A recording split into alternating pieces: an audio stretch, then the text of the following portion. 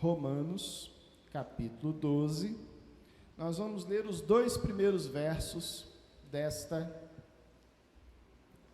desta carta maravilhosa, deste capítulo de Romanos, capítulo 12.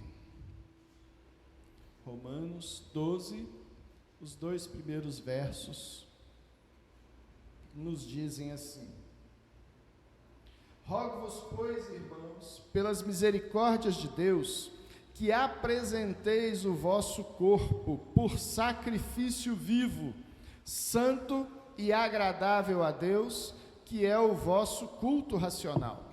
E não vos conformeis com este século, mas transformai-vos pela renovação da vossa mente, para que experimenteis qual seja a boa, agradável e perfeita vontade de Deus. E não vos conformeis com este século, mas transformai-vos pela renovação da vossa mente, para que experimenteis qual seja a boa, agradável e perfeita vontade de Deus. Louvado seja o nome do nosso Senhor.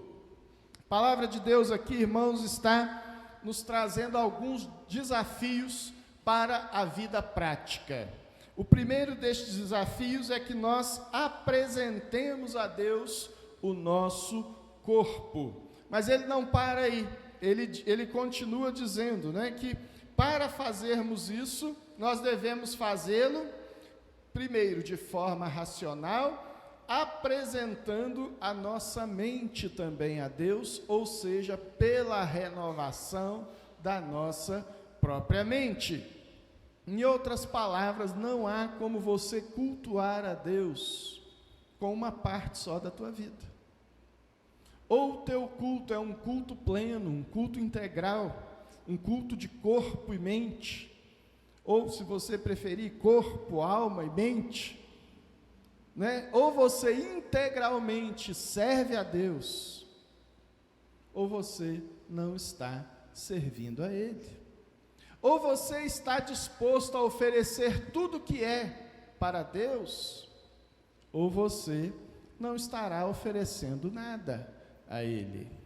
Você estará perdendo esta oportunidade de comunhão com o Senhor. Esta semana iniciou lá no STF um debate um tanto quanto assustador, porque ele nos remete àquilo que a Bíblia já nos conta lá desde o início. Por exemplo, no período de Moisés, começou-se a debater no STF brasileiro a questão do direito ao aborto. E independente, irmãos, de qual seja a tua visão acerca desta questão, se é uma defesa das mulheres, se não é uma defesa das mulheres, o fato é que homens e mulheres estão perdendo as suas vidas ainda dentro do ventre materno. E assim como lá no tempo de Faraó e lá no tempo de Herodes, crianças foram mortas e oferecidas em sacrifício por amor, não de Deus, mas por amor daqueles que queriam se manter no poder a despeito de Deus. Hoje, essas vidinhas estão novamente sendo ameaçadas, não só no Brasil, mas no mundo todo, como um propósito quase que globalizado da nossa sociedade.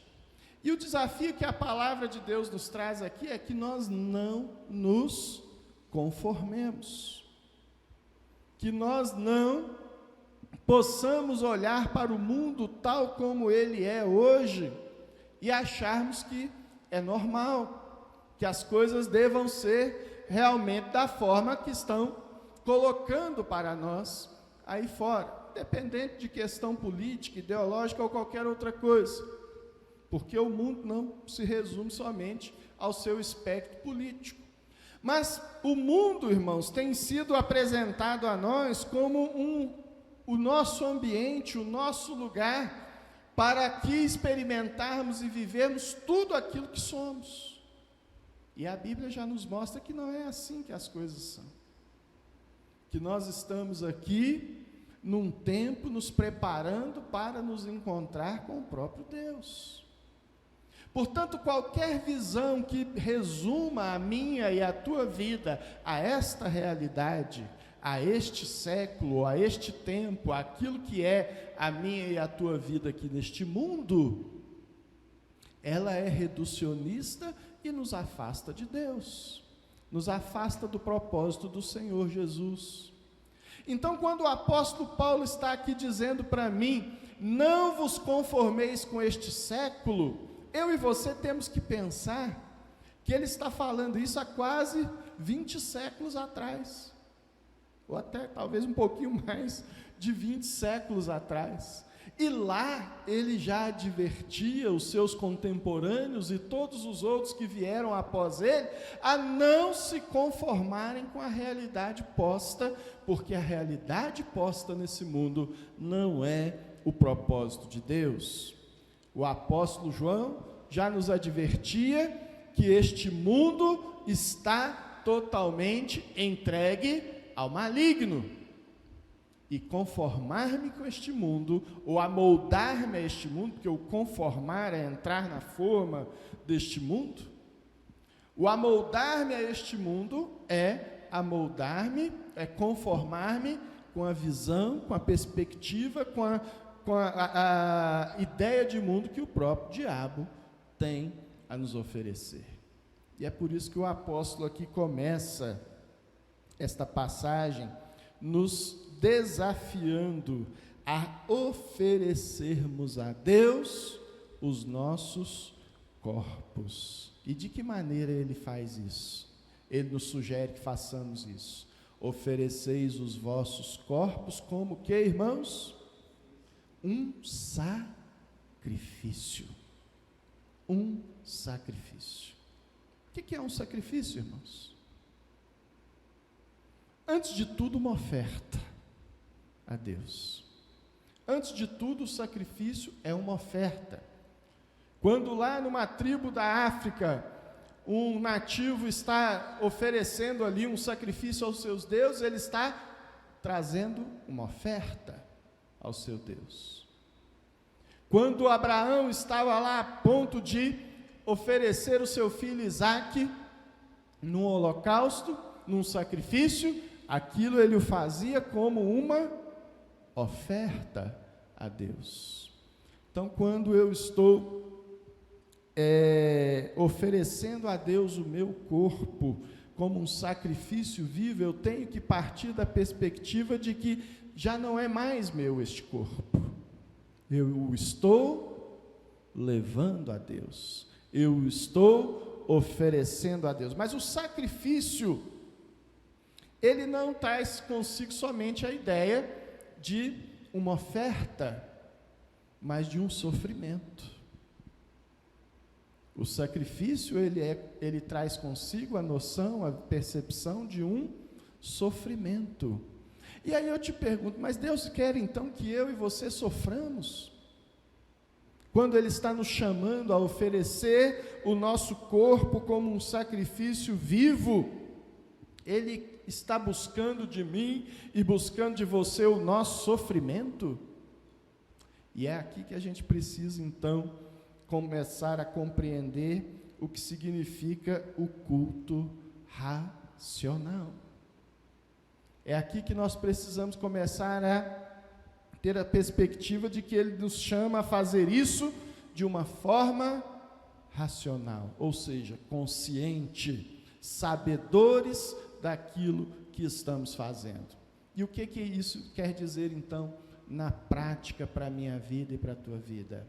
Oferecer um sacrifício, o corpo como um sacrifício vivo a Deus, significa, irmãos, que eu e você percebemos, eu e você compreendemos que este mundo é um sofrimento, que este mundo é um mundo de angústia, que esse tempo que nós estamos vivendo aqui não é uma férias, não é um passatempo, mas estamos passando por lutas o tempo todo.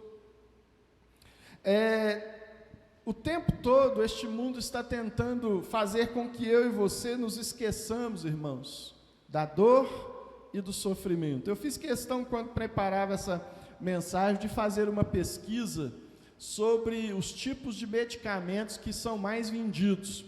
E aí eu vou usar os dados lá de um grupo especializado chamado Inova Pharma, que contou que no Brasil os medicamentos mais vendidos por tipos, no ano de 2021 foram, primeiramente, os antidepressivos, segundo, os analgésicos e terceiro, os antiácidos. Olha só que interessante. A depressão, a tentativa de evitarmos a dor da depressão, a dor física através dos analgésicos e a dor provocada pelo excesso do prazer do alimento. O antidepressivo, o analgésico e o antiácido. Quer dizer, para que eu continue comendo mais, bebendo mais e esquecendo cada vez mais da realidade que é esse mundo. O que Jesus está nos mostrando pela sua palavra, através do apóstolo Paulo, irmãos, é que este mundo que eu e você vivemos não é um mundo de prazer, é um mundo de luta. O prazer virá, o prazer chegará a nós, mas todo e qualquer prazer que este mundo traz para mim e para você hoje, tem como um propósito principal, nos fazer esquecer da luta que é permanecermos de pé na presença de Deus. Nós vivemos num mundo de fantasia, irmãos, um mundo de ilusão. Todas as vezes que você, por exemplo, entra lá na internet, está todo mundo rindo, está todo mundo sorrindo, sorridente, todo mundo satisfeito, todo mundo viajando, todo mundo passeando, todo mundo de roupa nova, todo mundo comendo bonitinho, com uma comida diferente e gostosa lá na internet, lá nas redes sociais, é para que eu e você nos esqueçamos das nossas lutas, da luta que é permanecer fiel a Deus, da luta que é não nos conformarmos com este século, não nos conformarmos com este mundo. E tudo, absolutamente tudo, tentará te tirar o foco da vontade de Deus para a tua vida. Então, quando Jesus nos chama a oferecer a Ele um culto, Ele diz que seja um sacrifício vivo e racional. É consciência de que nós estamos aqui em luta. A maior dificuldade que um soldado pode ter na guerra, irmãos, não são os tiros que vêm do outro lado para fazê-lo lembrar que ele está em guerra. A maior dificuldade que um soldado enfrenta são as distrações nos intervalos entre um tiroteio e outro, porque é ali que ele pode sucumbir, é ali que ele pode baixar a guarda, é ali que ele pode esquecer que ele está numa batalha, e quando vem o inimigo, o derruba, o põe no chão, o prostra e lhe tira a vida. Então, quando Jesus está nos falando na sua palavra, rogo-vos, pois, irmãos, pelas misericórdias de Deus, que apresenteis o vosso corpo por um sacrifício vivo a Deus. É sacrifício, irmãos. A nossa vida não é uma vida de brincadeira. Nós não estamos aqui a passeio. Nós estamos aqui e temos como propósito fazer a vontade de Deus. Qualquer coisa que tire de mim, que tire de você o foco em buscarmos e fazermos a vontade de Deus, ela é uma distração.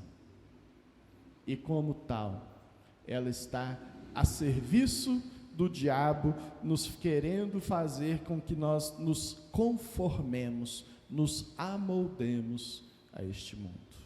Um mundo que é de luta, um mundo que rouba a vida. O diabo vem para roubar, matar e destruir. E ele está fazendo isso o tempo todo. E usando as coisas mais inimagináveis por mim e por você para fazer isso. Mas o texto diz aqui também que este sacrifício deve ser um sacrifício vivo e santo. O que significa ser santo diante de Deus, irmãos? O apóstolo Pedro, ele escreve dizendo lá, né, assim como Deus é santo, sede santos.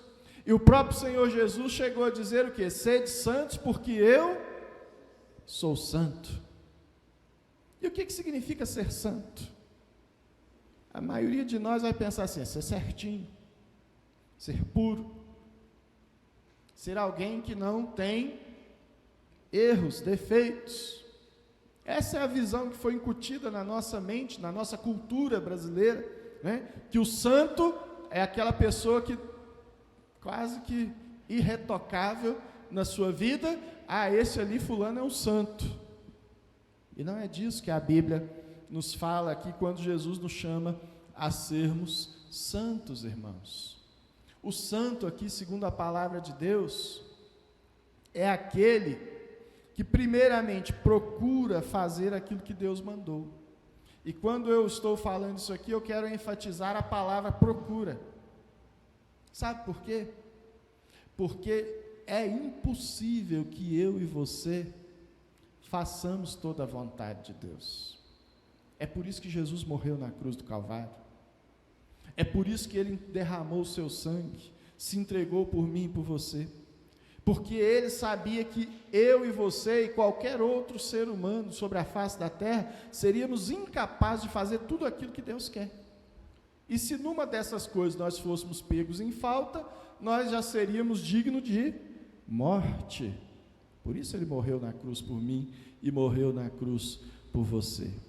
Então, ser santo, segundo a visão bíblica, não é aquela pessoa que não tem defeito, mas é aquela pessoa que, em meio aos seus defeitos, em meio às suas lutas, em meio às suas próprias contradições, em meio aos seus pecados, luta, procura, busca, quer melhorar hoje um pouquinho mais do que aquilo que foi ontem. Este é o chamado de Jesus. Sempre querendo melhorar. Em que eu estou tendo dificuldade? Eu sou mentiroso. Então eu tenho que começar a falar a verdade. É assim que a Bíblia fala. Eu sou uma pessoa que duvida o tempo todo das coisas, incrédulo. Jesus, dá-me mais fé. Eu sou uma pessoa que não é de confiança, as pessoas não podem confiar em mim. Eu estou sempre furando com as pessoas, traindo de alguma forma a confiança das pessoas. Senhor, me dá retidão. Eu não posso viver assim, Deus. Eu estou prejudicando, eu estou maltratando. Agora, é interessante o seguinte, irmãos, que nós temos uma facilidade imensa de identificar essas coisas nos outros. Nós sabemos os defeitos e os erros de todo mundo que convive conosco. Mas dificilmente paramos para meditar acerca dos nossos próprios defeitos, dos nossos próprios pecados. É por isso que o culto deve ser o quê? Ofereceis a Deus um culto racional, ou seja, consciente. Eu sei quem eu sou. Deus, eu estou aqui nessa igreja hoje, no meu caso, eu estou até aqui falando para os irmãos, mas eu sei quem eu sou. Eu sei que eu não vou, por mim mesmo, eu não vou muito longe. Por mim mesmo, eu vou tropeçar logo ali. Mas eu quero estar com o Senhor. Eu sei o que eu quero para a minha vida, Deus. Eu quero o Senhor. Eu busco o Senhor. Eu quero a santidade. Eu quero melhorar. Eu quero crescer em comunhão contigo. É isso, irmãos, que é a santidade. Não é você ser perfeito, é você querer. E não é só querer como, sei lá, alguém, eu queria tanto ficar milionário. Mas nunca estudou, nunca trabalhou, nunca se empenhou, nunca fez nada para que isso acontecesse. É alguém que quer e luta por isso. E busca isso como algo que faça toda a diferença na sua vida. Deus, eu quero melhorar, eu quero crescer, eu quero me aproximar mais de Ti, eu quero ficar mais parecidinho com o Senhor. Porque tem muita coisa em mim, Deus, que não combina com quem o Senhor é. Tem muita coisa em mim, Deus, que parece uma contradição com o fato de eu dizer que acredito em Ti, que eu confio em Ti. Agora, quem aqui não é assim, irmãos? Quem de nós aqui pode bater no peito e dizer assim, não, olha, eu sou um crente nota 10. Ah, fulano de tal fala que é crente, que faz isso, faz aquilo outro. Como é que está na igreja? É esse mesmo que faz isso, faz aquilo outro, que precisa estar na igreja. Aquele que é perfeito, aquele que é bonitinho, 100%, nota 10, santíssimo, esse não precisa de igreja, esse não precisa de Jesus, esse não precisa de nada. É gente torta, é gente cheia de defeitos, cheia de problemas espirituais, emocionais, físicos, de toda a ordem. Somos esses, os que precisam de Jesus, irmãos. Eu e você precisamos de Jesus o tempo todo. Um culto que agrada a Deus, né, irmãos? Vosso culto, sacrifício vivo, santo e agradável a Deus. Quando você vem a um culto, eu fico me perguntando assim, o que será que vai agradar a Jesus? Tem água aqui, né? O que será que nós podemos oferecer para Jesus que vai agradar a Jesus? E quantas vezes a gente se pega avaliando assim, pensando assim, eu hoje não agradei do culto, ou hoje eu agradei tanto do culto. Irmãos, e Jesus? O teu culto, a tua vida, a tua oferta de amor, não estou falando oferta financeira, estou falando da tua vida entregue a Jesus, agradou a Ele? Você já parou para pensar nisso? Na hora que está terminando o culto aqui, você fala assim, Senhor Jesus, será que eu te agradei com o meu culto? É disso, irmãos, que a Bíblia está falando comigo, que a Bíblia está falando com você. Mas tudo isso, para que tudo isso aconteça, aquilo que está no versículo 2 precisa ser uma realidade. Transformai-vos pela renovação da vossa mente. Então o mundo está tentando te amoldar, tentando te mostrar o que é valor, o que não é valor. A gente brincava agora há pouco ali no curso de preparação para batismo, e a gente falando, né, assim, o quanto que de um tempo para cá, esse negócio, por exemplo, de viajar se tornou uma coisa assim, quase que indispensável na vida das pessoas. Se transformou no sonho de consumo de milhares e milhares de pessoas. E aí eu comentava com os irmãos a respeito de uma propaganda, de um comercial, se não me engano, da 1, 2, 3 milhas, e uma das frases que eles diziam lá no finalzinho do comercial é o seguinte: porque viajar te torna uma pessoa melhor. E aí eu sempre brinquei, sempre que eu ouvia essa propaganda, eu brincava, mas então o motorista de ônibus é a melhor pessoa desse mundo, né? Se viajar torna as pessoas melhores, irmãos, não torna. O que você estudou não vai te tornar melhor, o que você viajou não vai te tornar uma pessoa melhor, o que você fez na vida, a profissão que você tem não vai te tornar uma pessoa melhor. Quem pode tornar a nossa vida melhor é Jesus. E aí a tua viagem vai ser melhor, a tua profissão vai ser melhor, o que você estudou vai ser algo melhor, mas você precisa ser transformado pela renovação da tua mente na pessoa de Jesus. Esse é o desafio, essa é a manifestação de Deus para mim e para você hoje, no nome do Senhor Jesus. Amém?